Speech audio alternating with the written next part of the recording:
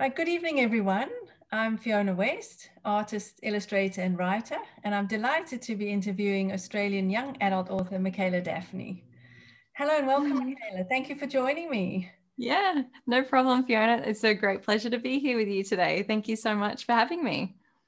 Right, so just as an introduction, Michaela is author of the Hidden Grove series, publishing the first in the series Purlieu in 2018 and the second Berger in 2020.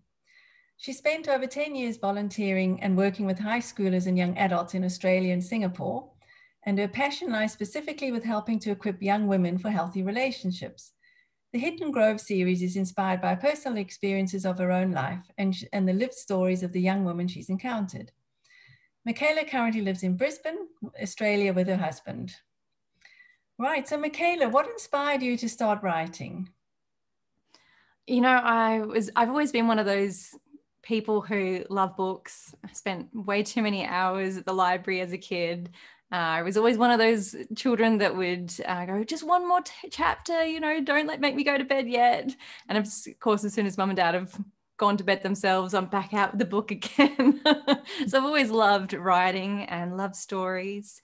And I just got through the library books at my school so quickly. At least the ones that seemed like good stories. I really struggled to find good stories after I got through like your Roald Dahls and Judy Blume and stuff like that when I was in primary school. And when I was in grade 7, I had a bit of a falling out with my best friend at the time, and we weren't talking and didn't have anybody to hang out with. And so I thought, what better thing to do than to write a story because I didn't have something to read. And so I write this really cheesy, silly little story that I probably would prefer to forget about. And when I finished it, it just kind of dawned on me that I want to be a writer. I want to do more of this kind of thing. It just gave me a real kick. And it was like this pinnacle moment in time that I can actually remember going, oh, this is what I want to do with my life. And particularly because I'd struggled to find so many good books to read. I had so many bad experiences of stories that I wasn't enjoying. And I wanted to contribute to making better stories for people to read. So what better way than to do it myself? Yeah, sounds lovely. I'm interested in the titles you've given your works. Quite intriguing. Could you tell us more about the significance of these in the Hidden Grove series? Yeah, absolutely. So both Perlo and Verger, so the first and second book of the Hidden Grove series, are named after the worlds that the stories take place in. So Perlo is a world that is kind of like Narnia, I imagine it, in the wintertime. It is kind of situated on the edge of a forest. And the word Perlo actually means to be on the edge of a forest, but it also means to kind of be on the edge of something and looking in. And the reason I wanted to use that particular word for this world, and particularly for this story, is because the first book in the Hidden Grove series is about a girl who runs away with her boyfriend and realizes that she should have been running away from him. It's basically a domestic violence relationship. And the reality of being in a situation like that is that most women, they can't be told that they're in that situation. And it's like they're so consumed by the love of their partner that they can't see that the way that they're being treated isn't right. And so I know this because of my own personal experience being in a relationship like that. So when you're in that situation, it's not until you take a step back and you look back in on your situation and on your life, and that's when you can see the reality of what you're going through and that you do deserve to be treated better than that. So that's why Perlo is called Perlo, because Evelyn, the main character, it requires her taking a step back and looking at her situation, her relationship with her boyfriend from almost like an outsider's perspective, from fly on the wall perspective. So that's Perlo.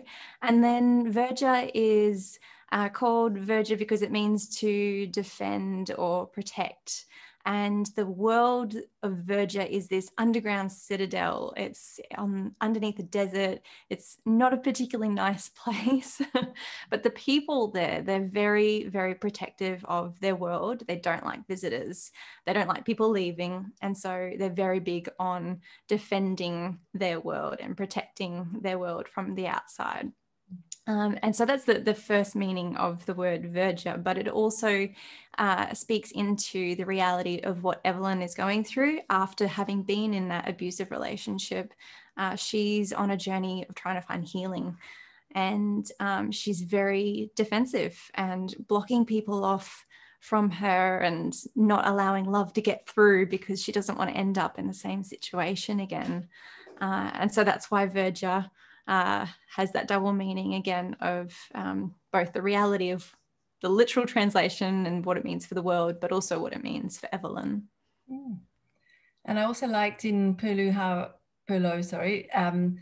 how you sort of link the actual story. There's a painting in one of the scenes as well, so I quite like those layers that you use in the story. Thank you. Relating back to the title, and then there's the artworks, and there's a lot of layers within that. So but also clearly your story is written for young adults. They deal with some subject matter. So I'm not sure if you've heard of Henryk Bukowski. He was a Polish historian and scholar of puppets and puppet theatre. But he speaks about elements of the marvelous and the magical, one of his methods within storytelling. And you seem to use similar elements of this marvelous and magical within your writing. For example, through the characters of Evelyn and Tiffany from the first book, Pillow, you connect us with very relatable, everyday teenage experiences. It's like puppetry in a way that you make use of these visual tricks and fantasy, while at the same time, you're referencing specific childhood and teenage hopes and desires. In doing so, you're able to depict sort of forms of escapism, and you draw this borderline between reality and dreams. So I'm just curious as to how does this method help you with the difficult topics that you deal with in literature for young adults, which approximately 12 to 14 years starting with through to 18 years old? Yeah, I was very self-conscious as I was writing this story that I wanted it to speak to young women in particular. They're going through such emotional roller coasters in their life, and being a teenager isn't easy with all those hormones. But they've got their reality of their lived situation. You mentioned Tiffany and Evelyn, and they've got a really real and normal relationship that has its ebbs and flows, and they're falling out and getting back together and being best friends again. And the reality of when we're talking about things like abuse and domestic violence and heavy topics like that, they're not easy things that people really want to talk about. They're not things that people think will ever happen to them. And the reason why I wanted to begin the story in the real world and take it into a fantasy world is because, and I think I learned this subconsciously through watching a lot of sci-fi growing up. They tend to use this trick a lot, is to take the subject matter into a fantasy realm, because that's where people become open to talking about these things or exploring these topics. It just seems a lot more easy on the emotions in a way to be removed from your everyday situation and your everyday world. There is another reason why I brought Evelyn into this fantasy world in the first place, and that's because often when women are in these abusive relationships, their partner removes their support network and takes away all of the people in their life, so that there isn't anybody else in their life except for their partner. And by doing so, it means that they can manipulate and control you because there's nobody there to speak truth into your life. And so that's why with Perlo, Evelyn is taken away physically, very physically, from her support network into this fantasy world where her only support is her abusive boyfriend. So I wanted to, I guess, show the reality of that situation through that fantasy element. But then also, as you were saying, that that there's just so much more that you can do with a story and taking people on a journey when there's fantasy involved. I don't know. I've always loved fantasy. You look at all of my favorite authors, and that's the genre that they're writing for, because there's just magic involved, and I love that. And I particularly love it in the context of taking an average everyday person and bringing them away from their world, where they can explore something new and discover more about themselves. Yes, no, it's good. And it's also the it helps to build up tension, because I know I was quite gripped reading that story, so it's difficult to put down as well. So it does. It was a bit tense. I feel like I should have put a disclaimer on it or something. It's great to read that. That's yeah. So what is the key message then in the first of the series, Perlo, that you'd like, or you hope readers would take away with them? My big hope for particularly the first book, but for the whole series, is really to get across the message that everybody deserves real love, that women deserve to be respected in their relationships and with their partners, that their partners should be somebody that is uplifting to them and encouraging them, not tearing them down and wearing away at their mental health and such. And so through reading Perlo, I really hope that the young women in particular who read it will learn the warning signs of what an abusive relationship looks like, so that they can avoid potential situations like that in future. And then for those women who are in an abusive relationship, my hope is that they will be able to see the reality of their situation through the eyes of Evelyn. That by going on, like, because you know when you're reading a story, you almost become the main character. And my hope is that when these women are reading the story from the perspective of Evelyn, that they'll be able to see what she's going through and go, no, don't go there, Evelyn, and you deserve better than that, Evelyn. And by doing so, they'll also be able to see what they deserve themselves, and that they can be empowered to get out of an abusive relationship if they're in one. That's my big hope. That's lovely. It's very topical at the moment, and I think it's a lovely way to allow young women and men as well to read that and just try and understand and place themselves within the character. It's a great way of seeing into other worlds, and what could also the possibilities of getting help as well. I like the way sort of Evelyn, so when she gets that moment of realization that something's not right, I think that was also quite poignant in the story. So that, and then what to do about that. We feel that tension as well, like don't. Absolutely. But, I found it so hard to try to make her boyfriend attractive, but not too attractive. Like it needs to be real in that he is manipulating her and being rude and mean and bossing her around, but at the same time she loves this guy, and so he needs to have some kind of redeeming qualities in there. Because it was a really hard balance, because even though the back cover tells everybody from the outset that her boyfriend is not good news, I've had people read the book and be surprised that suddenly he turns out to be a monster. You manage that quite well, because it's also good that it's not black and white, that all characters have some kind of something redeemable, but also something. So he is very likable in the beginning, and I was also a bit disappointed. I was like, oh no, he really is going to be like sorry. That's far more like real life, where you can be caught up with somebody's okay, but they're okay in this way or that way. So that was very well dealt with. So when you're writing a story like this for yourself, how do you deal with the emotional impact of the book, that sort of that impact that it has on yourself?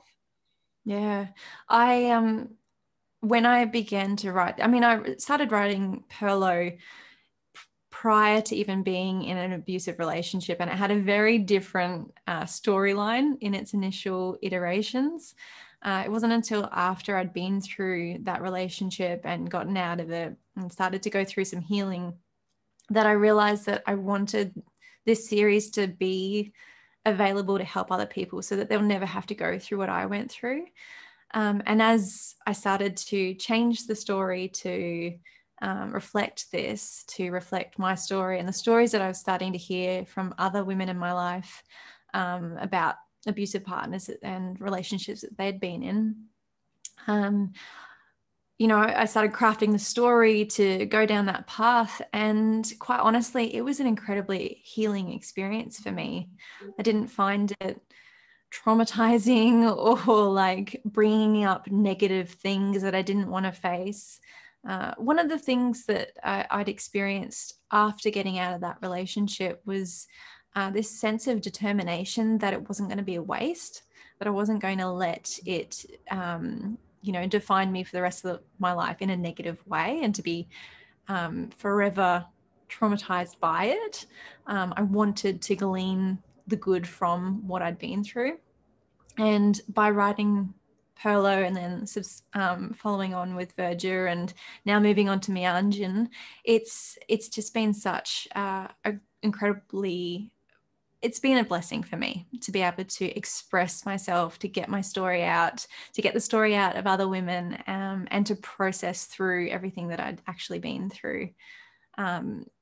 If you go on to read Verdure, you'll find that that's one of the key themes of that story, is the healing that Evelyn finds through sharing her story, and that by finding her voice, that's one of the first steps and the key steps in healing from being in a situation like that. So yeah, it was actually a really healthy experience for me. Yeah.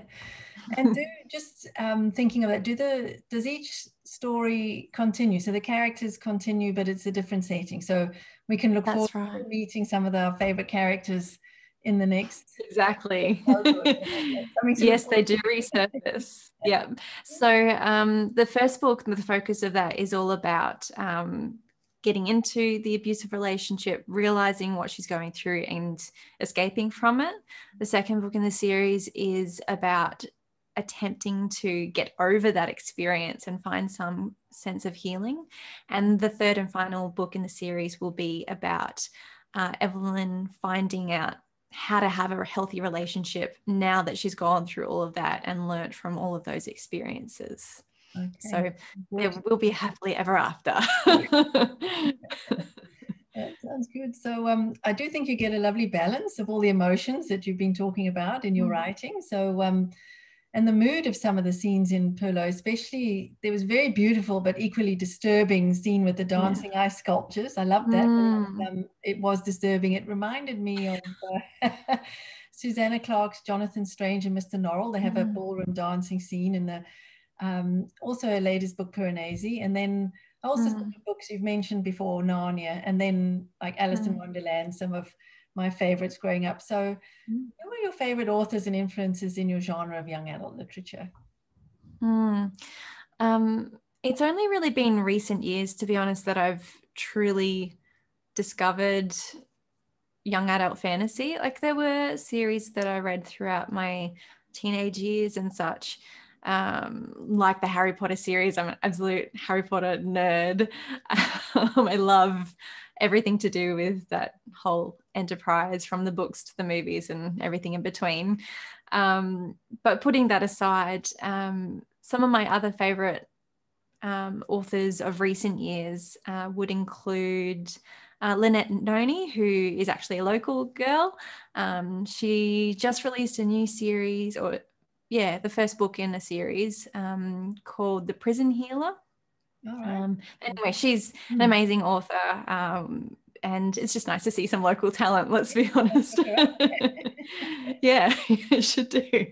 What I like about what she does is, in her first series, it's got a very Harry Potter feel to it, but with a fresh spin. I mean, it's not witches and wizards and that kind of thing, but just that element of magic, really, and the unknown.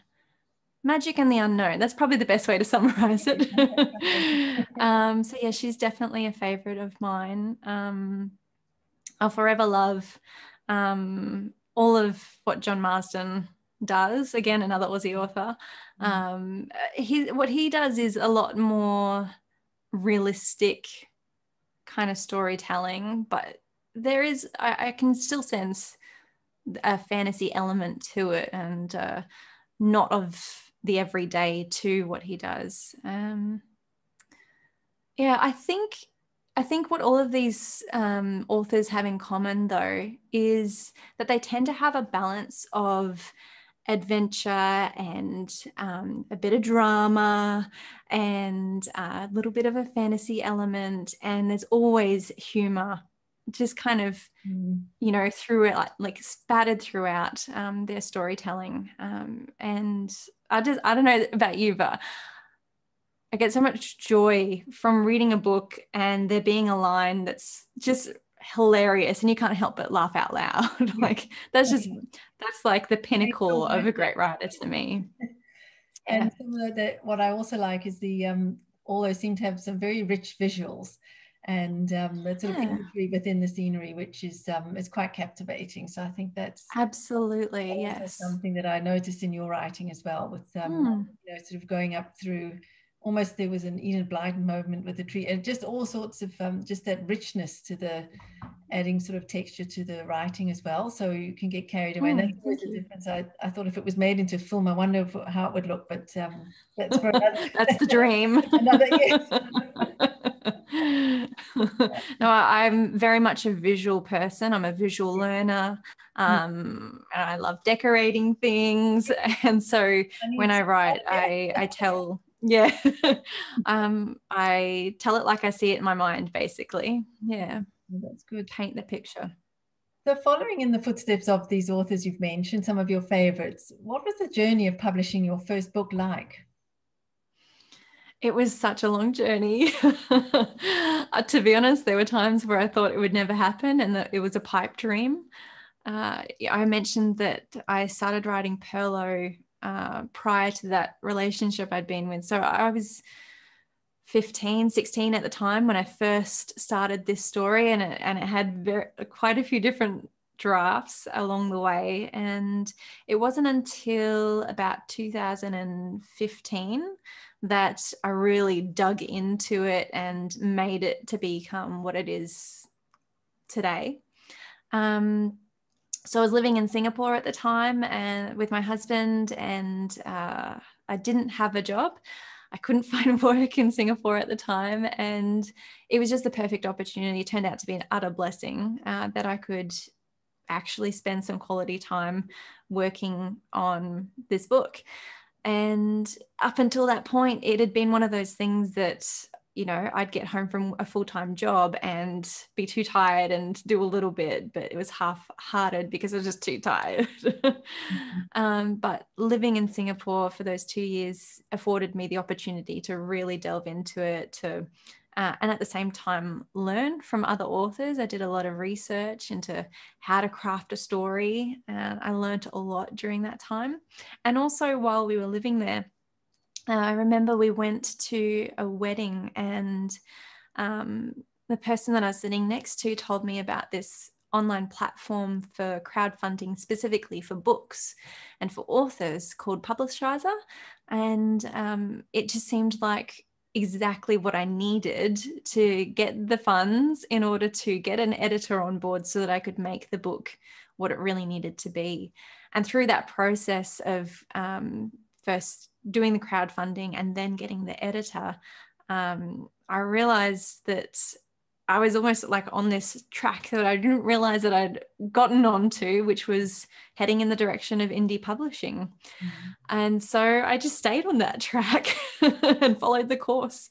So that when we returned to Australia in 2017, was going through the different phases of the deeper editing and the indie publishing, phases of getting the ISBN and, getting my website cleaned up and everything in line so that in 2018 it was ready to publish.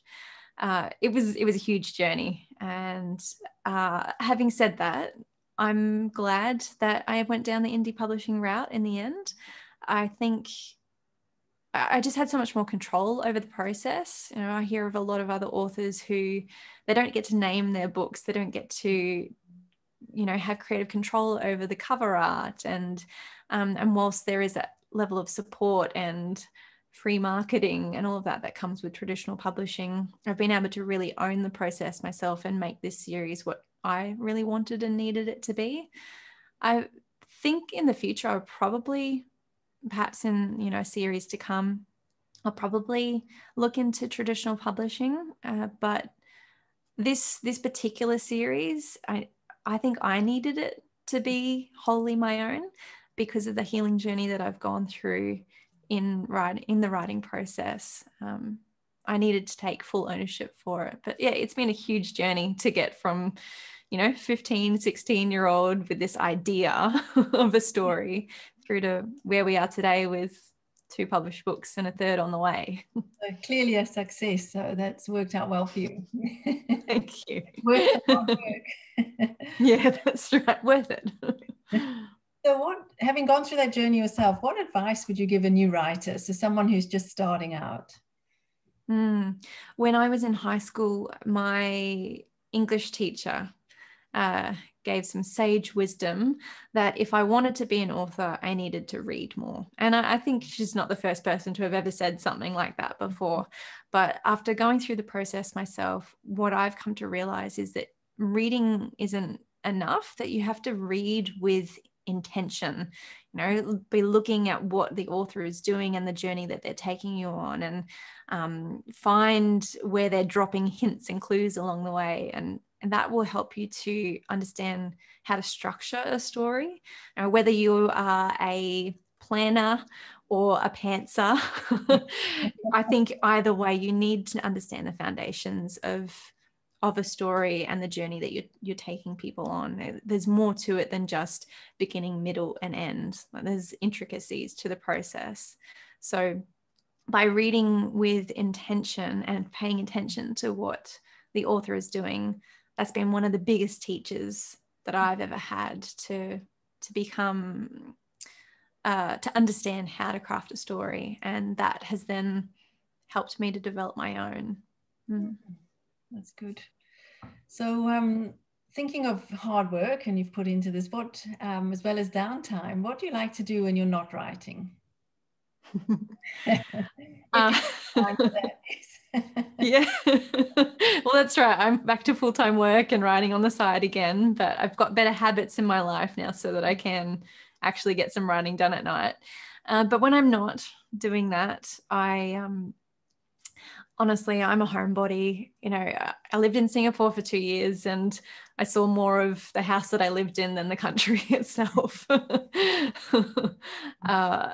You know, I think I'm adventurous in my mind, but not necessarily in my body. I love the couch, basically. I love sitting on the couch. And if I'm not sitting on the couch writing, I'm sitting on the couch reading, or I'm on Netflix or, you know, Amazon Prime, and I'm watching TV series. Probably fantasy ones, because that's my preference. But if I am going to get out of the house, I you know, hang out with my friends. I go on day trips very occasionally, but for the most part, I'm at home. And if I have a burst of energy, I might do some millinery, hat making stuff. I do love to tinker with hats. Hats are my favorite accessory. It's just a shame that they're not very fashionable anymore. Not a new trend. Yeah, that's right.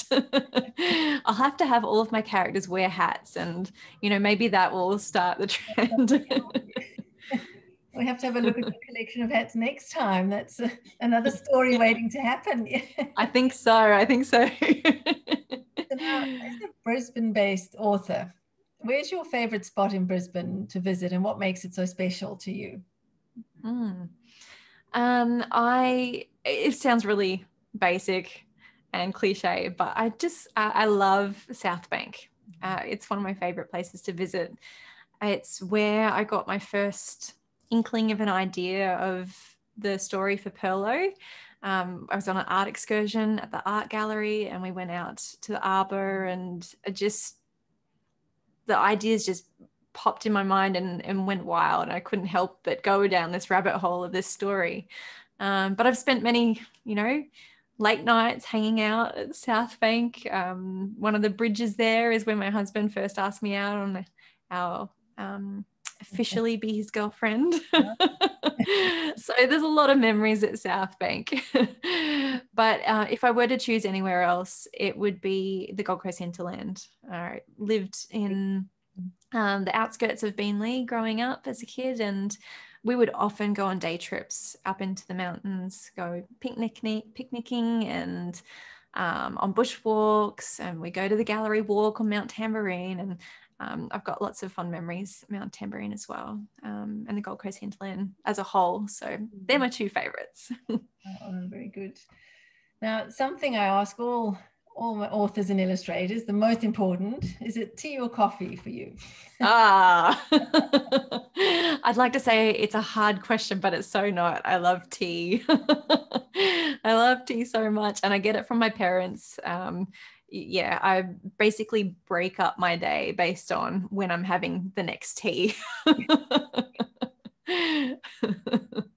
What about you, Fiona? Tea or coffee? I'm tea. I'm a girl after your own heart, because I'm There you go. I'm also a tea drinker, so that's good. Do you have a favorite? Oh, I mean, I love just a good old standard tea, but rooibos, I don't know, South Africa. Oh, really? That's my favorite. I've been drinking that since COVID. Oh, right. Yes, no, that's definitely a comfort food as well as a pick-me-up. So yes, exactly. Good old rooibos. Any kind of tea, just depends. Yeah. Yeah, fair enough. Well, if you're looking for a good one, there's a tea shop on the Queen Street Mall that has an amazing loose leaf rooibos. Oh, it's really good. I'll investigate. Yes. Thank you. No, that'll be my. No worries. I have to meet in person. I would love that. Over a cup of tea, maybe. So I just want to thank you for your wonderful insights into your writing journey.